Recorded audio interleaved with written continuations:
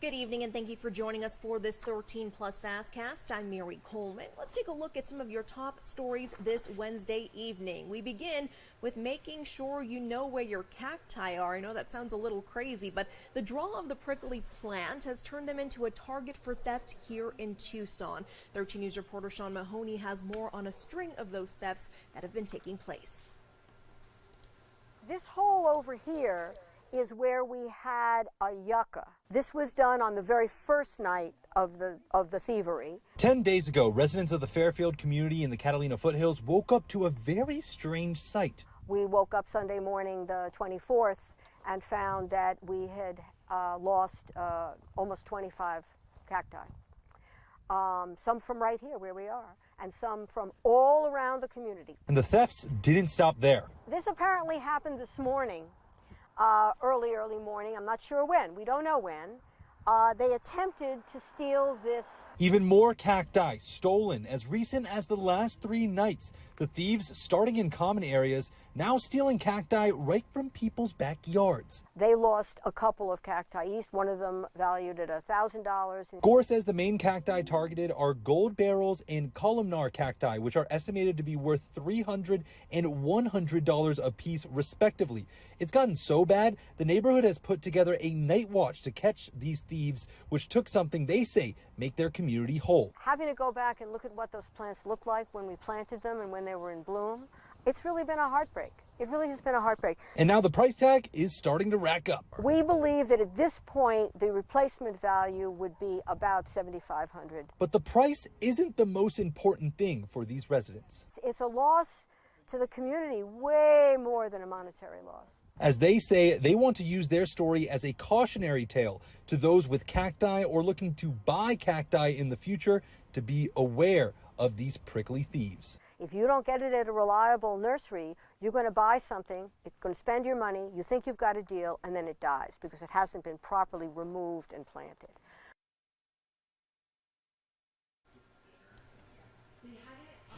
And to our next story now, the man arrested in the killing of rapper Tupac Shakur for the first time today. Dwayne Keith Davis walked into Las Vegas courtroom for his arraignment hearing, but without his lawyer. He told the judge that his defense attorney wouldn't be attending and asked for a 2-week continuance, which the judge granted.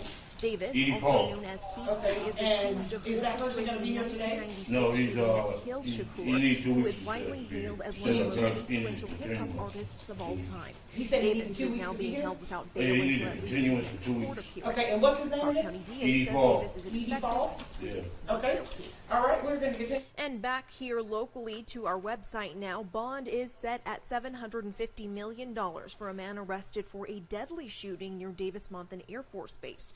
Investigators say Joseph Carver killed Joseph Rose Monday in a tunnel under Swan Road near golf links. Detectives say Carver was in a dispute with the victim and shot him. The SWAT team and hostage negotiation team arrested Carver that same day at a nearby apartment. And tomorrow, the community is welcomed to pay their respects to a professor at the U of A who lost his life nearly a year ago. That year ago will be marked tomorrow. We, of course, are talking about Professor Thomas Meixner.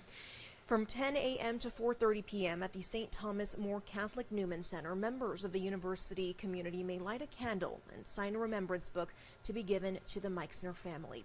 At noon, there will be a scripture service. At 3, there will be words of healing, prayer service, and reflections.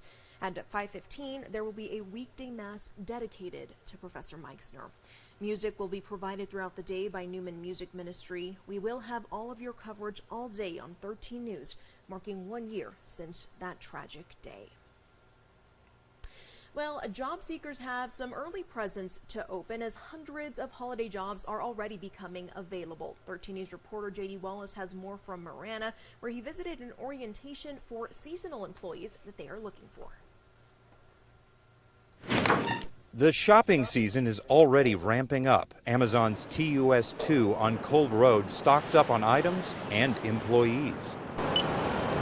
The work environment is very welcoming. Vicente Molina is one of about 35 seasonal hires getting acquainted with the place they'll work for at least the next few months, if not longer. TUS2 General Manager Chris Jordan greets them as Amazon seeks to hire 900 seasonal associates in Pima County. Typically after the holiday season, we do what's called conversions, where we have folks who have been with us through the holiday season, they have an opportunity to move to a blue badge associate permanent position, where that comes with full benefits, an increase in pay. A lot of folks just want to come in and work a little bit extra for the holidays, make a little bit extra money. Some folks want to come and join us and try and get their foot in the door and see if they can make a career. What Senior HR Manager Diane Bartruff is describing can be seen outside of Amazon. UPS announced that it's hiring 480 jobs in Tucson for the holiday season, full and part-time delivery drivers, commercial driver's license drivers, and package handlers, which can lead to careers. An online search shows other seasonal work, some specifying availability on the weekend after Thanksgiving or near Christmas. We like to think we have a shift for just about everybody. That kind of flexibility from employers who can afford it can create loyalty from employees who get support when they need it and create relationships into the new year. Molina hopes to make Amazon a career. Sometimes I'm in a rough patch and stuff like that, and Amazon is more than willing to help their employees live a better and comfortable life.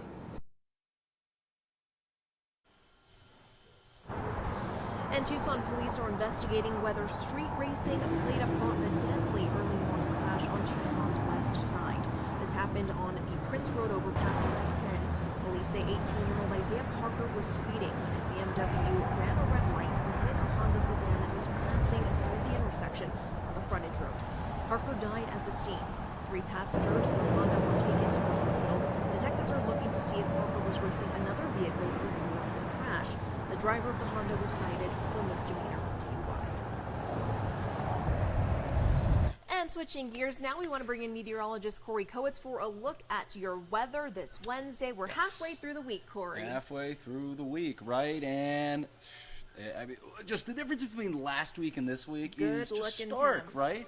It's been really nice. So we've had a lot of transitional things right at the end of monsoon, the end of September, beginning of fall. So I'm going to take a little bit of a look back, see how we fare. Let's first start with monsoon. How about this picture, right?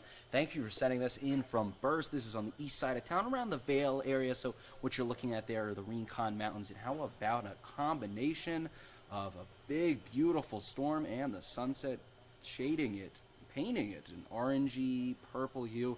Really nice. So this is how we did. 4.73 inches at Tucson International Airport. How does that rank? Well, 89th out of 128 years. Very similar to what we had last year, where we just got under 5 inches. And overall, the average is from 91 to 2020, so the latest climatological period. We're a little bit below that, right? An inch higher is normal. But man, oh man, we've seen a lot in monsoon. So here are the ranges, right? We've gotten up to 13.84 in 1964.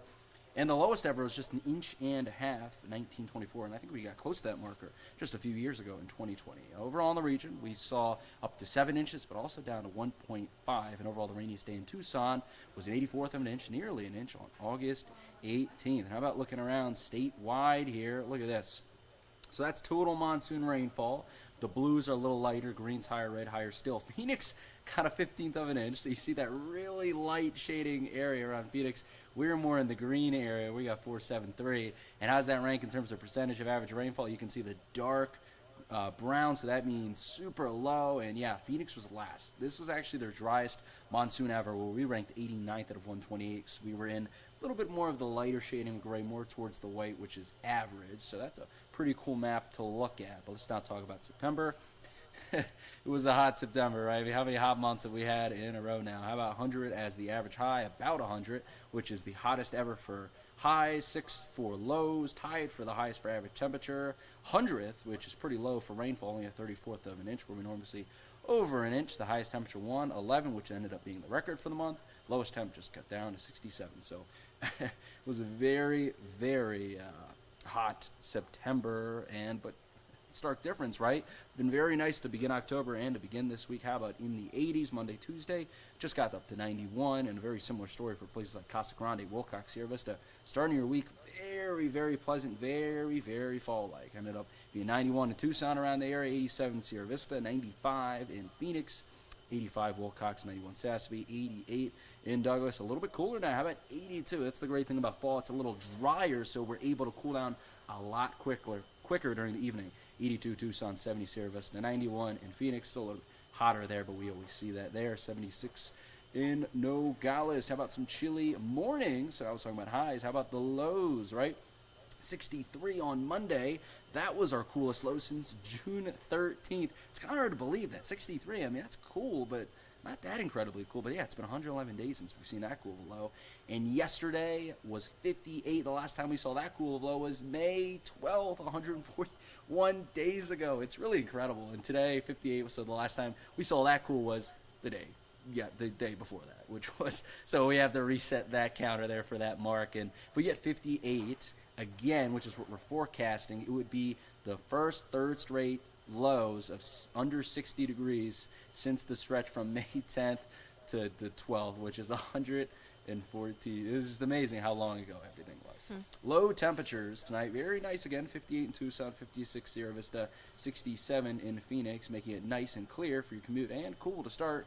Warming up a little bit quicker than what you saw yesterday, starting in around the high 50s, then already at 75 by 9 o'clock, and that's because the heat's going to get turned up starting tomorrow, up to 95 in Tucson, getting close to the triple digits in Tucson and places like Casa Grande and Ajo and Green Valley. A little bit of a warm-up, but nothing we can't handle, right? Because you can see after that little warm-up at the end of this week, we do plateau into the low 90s, so about an average setup in terms of temperature this weekend in through early next week. And overall for October, average high is 86, and you can expect just slightly above average temperatures. And overall, if we look at October climate, you start off in the high or the low 90s, and by the end of the month, you're in the low 80s. So look forward to that with lows in the mid 50s. And overall, the average is 86 as the high, low is 59.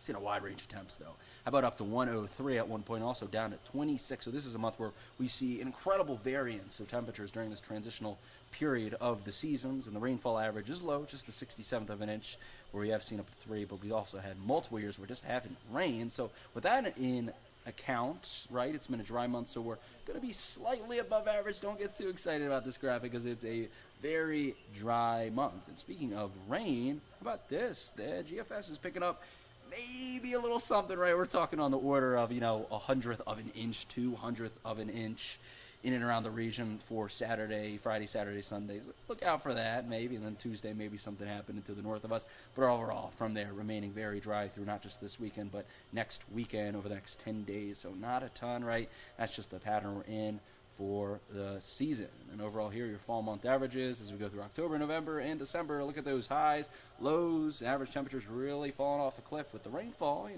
are pretty low for October, November. A little bit of a spike in December, but still not the rainiest month. Overall, the fall months are the driest. And we zoom in out a little bit more temperature-wise, just slightly above average for the October, November, and December months, but nothing like we saw in the summer in terms of how much hotter it is. So that's the pattern we're in, and we're sailing into that fall-like pattern and remain dry. That's the big thing with monsoon and summer out of the way in the rearview mirror. There you go. Thanks so much, Corey. Yeah, no problem. Well, today is a pretty exciting day. You probably have that one teacher who changed your life, or maybe your kid who has that teacher now. Whoever they are, take some time to thank them, because I'm sorry, not today, tomorrow. We're giving you a heads up in advance. Tomorrow is World Teachers Day. The holiday started in 1994 as a way to commemorate the UNESCO recommendation concerning the status of teachers.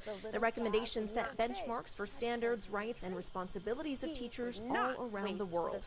This year, celebrations aim to advocate for dignified and valued teachers as we face an unprecedented global teacher shortage. So be sure to thank them. I have plenty who I am very grateful for. You all know who you are. Well, we will leave you with a live look outside right now overlooking the city of Tucson. Things looking gorgeous, and those temperatures looking pretty gorgeous as well. Hope you're enjoying your evening, and we will see you back here tomorrow, but we will see you on air on 13